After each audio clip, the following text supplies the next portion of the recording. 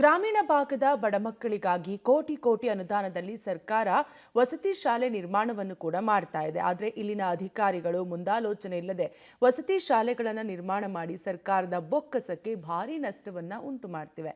ಈ ಕುರಿತ ಡೀಟೇಲ್ಸ್ ಇಲ್ಲಿದೆ, ನೀವೇ ನೋಡಿ. ಬೀದರ್ನಲ್ಲಿ ವಸತಿ ಶಾಲೆಗೆ ಸಿಗದ ಉದ್ಘಾಟನೆ ಭಾಗ್ಯ. 2011-12ರಲ್ಲಿ ನಿರ್ಮಾಣದ ವಸತಿ ಶಾಲೆ ಹಾಳು ಕೊಂಪೆ. ಅಧಿಕಾರಿಗಳ ನಿರ್ಲಕ್ಷ್ಯ, ಅನೈತಿಕ ಚಟುವಟಿಕೆ ತಾಣವಾದ ಕಟ್ಟಡ. ಗ್ರಾಮೀಣ ಭಾಗದ ಬಡಪಾಯಿ ಮಕ್ಕಳ ಶಿಕ್ಷಣಕ್ಕೆ ಯಾವುದೇ ವಸತಿ ಸಮಸ್ಯೆ ಆಗಬಾರದು ಅಂತ ವಸತಿ ಶಾಲೆ ನಿರ್ಮಾಣಕ್ಕೆ ಸರ್ಕಾರ ಕೋಟಿ ಕೋಟಿ ಅನುದಾನ ನೀಡ್ತಾ ಇದೆ. ಆದರೆ ಅಧಿಕಾರಿಗಳು ಮಾಡೋ ಮಹಾ ನಿರ್ಲಕ್ಷ್ಯದಿಂದ ವಸತಿ ಶಾಲೆಗಳು ಉದ್ಘಾಟನೆ ಇಲ್ಲದೆ ಪಾಳು ಬಿದ್ದು ಸರ್ಕಾರದ ಬೊಕ್ಕಸಕ್ಕೆ ಭಾರಿ ನಷ್ಟವಾಗಿದೆ. ಹೌದು, ಬೀದರ್ ಜಿಲ್ಲೆಯ ಔರಾದ ತಾಲೂಕಿನ ಜಂಬಗಿ ಗ್ರಾಮದ ಹೊರವಲಯದಲ್ಲಿ ಬರೋಬ್ಬರಿ 40-50 ಲಕ್ಷ ಅನುದಾನದಲ್ಲಿ ನಿರ್ಮಾಣ ಮಾಡಿದ್ರು. ಇನ್ನು ಉದ್ಘಾಟನೆ ಭಾಗ್ಯ ಸಿಕ್ಕಿಲ್ಲ. 2011-12ನೇ ಸಾಲಿನಲ್ಲಿ ಸಮಾಜ ಕಲ್ಯಾಣ ಇಲಾಖೆ ಪೂರ್ವ 50 ಮಕ್ಕಳಿಗಾಗಿ ವಸತಿ ನಿಲಯ ನಿರ್ಮಾಣ ಮಾಡಲಾಗಿದೆ. ಲ್ಯಾಂಡ್ ಆರ್ಮಿಯಿಂದ ಈ ವಸತಿ ನಿಲಯ ನಿರ್ಮಾಣ ಆಗಿದ್ದು, ಈಗದೇ ವಸತಿ ನಿಲಯ ಹಾಳು ಕೊಂಪೆಯಾಗಿದೆ. 40-50 ಲಕ್ಷ ಅನುದಾನದಲ್ಲಿ ಕಟ್ಟಡ ನಿರ್ಮಾಣವಾಗಿ 16 ವರ್ಷಗಳೇ ಕಳೆದಿದೆ. ಅಂದಿನ ಸಮಾಜ ಕಲ್ಯಾಣ ಇಲಾಖೆಯ ಅಧಿಕಾರಿಗಳ ಮಹಾ ನಿರ್ಲಕ್ಷ್ಯದಿಂದ ಇಂದಿಗೂ ವಸತಿ ಶಾಲೆಗೆ ಉದ್ಘಾಟನೆ ಭಾಗ್ಯ ಸಿಕ್ಕಿಲ್ಲ. ಇರುವ ಸರ್ವೆ ನಂಬರ್ನಲ್ಲಿ ವಸತಿ ನಿಲಯ ನಿರ್ಮಾಣ ಮಾಡೋದು ಬಿಟ್ಟು ಬೇರೆ ಸರ್ವೆ ನಂಬರ್ನಲ್ಲಿ ವಸತಿ ನಿಲಯ ಕಟ್ಟಿದ್ದೇ ಇಷ್ಟಕ್ಕೆಲ್ಲ ಕಾರಣ ಆಗಿದೆ. ಹೌದು, ಇಲ್ಲಿ ಜಾಗದ ಮಾಲೀಕರು ಕೋರ್ಟ್ ಮೊರೆ ಹೋಗಿದ್ದರಿಂದ ವಸತಿ ನಿಲಯ ಕಟ್ಟಿದ್ರೂ ಉದ್ಘಾಟನೆ ಆಗಿಲ್ಲ. ಅಧಿಕಾರಿಗಳು ಮಾಡಿದ ಎಡವಟ್ಟಿನಿಂದ ವಸತಿ ನಿಲಯ ಹಾಳು ಕೊಂಪೆಯಾಗಿ ಅನೈತಿಕ ಚಟುವಟಿಕೆಗಳ ತಾಣವಾಗಿದೆ. ಇದು ಗ್ರಾಮಸ್ಥರ ಆಕ್ರೋಶಕ್ಕೆ ಕಾರಣವಾಗಿದೆ. ನಮ್ಮ ಹೊಲದ ಬಾಜುದಾಗ್ಯದ ಅದು, ನಾವು ಹೋಯ್ತಾ ಬರ್ತಾ ನೋಡ್ತೀವಿ. 2014ದಾಗ ಕಟ್ಟಿಂದದ. ಇಲ್ಲಿವರೆಗೆ ಅದ್ರದ್ದು ಇನಾಗ್ರೇಷನ್ನು ಆಗಿಲ್ಲ.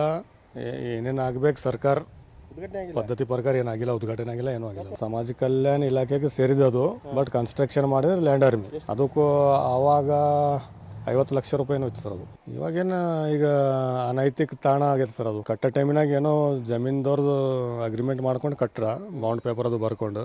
ಅದನ್ನ ಆ್ಯಕ್ಚುಲಿ ಅದು ತಹಸೀಲ್ದಾರ್ ಅಲಾಟ್ ಮಾಡಿದ ಲ್ಯಾಂಡ್ ಬೇರೆ ಕಡೆ ಅದು 41 ಸರ್ವೆ ನಂಬರ್ದಾಗ ಸರ್ಕಾರಿ ಜಮೀನು ಅಲಾಟ್ ಮಾಡ್ಯಾರ. ಅಲ್ಲಿ ಕಟ್ಟಿಲ್ಲ ಇವರು. ಅಧಿಕಾರಿಗಳು, ರಾಜಕೀಯ ನಾಯಕರು ಕೂಡ ನಿರ್ಲಕ್ಷ್ಯ.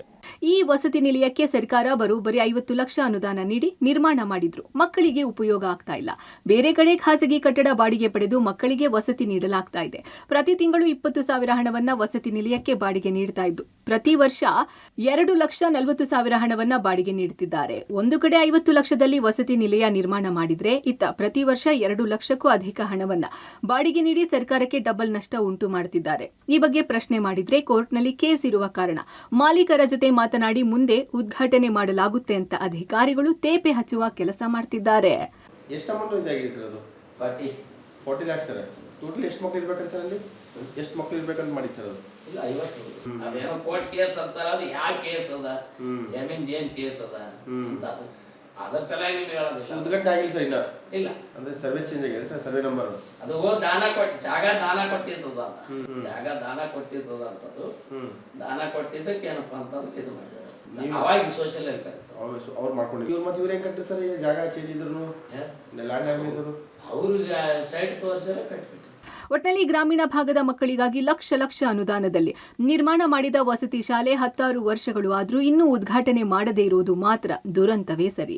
ಕ್ಯಾಮರಾಮನ್ ಆಸಿಫ್ ಜೊತೆ ಮಲ್ಲಿಕಾರ್ಜುನ ಕುಪ್ಪಿಗುಡ್ಡ, ಪಬ್ಲಿಕ್ ಟಿವಿ, ಬೀದರ್.